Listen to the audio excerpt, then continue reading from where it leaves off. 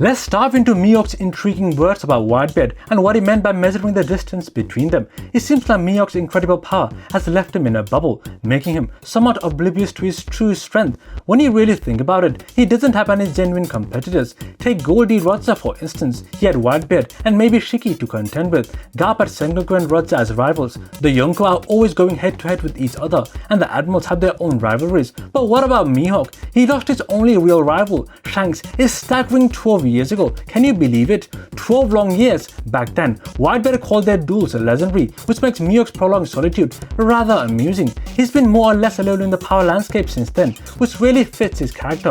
Mihawk is a lone wolf. He sails solo, lives in a castle all by himself, and resides on a deserted island. This theme of isolation is so representative of who he is. Moreover, in the world of One Piece, Mihawk is almost treated like a myth. Remember the Marineford War?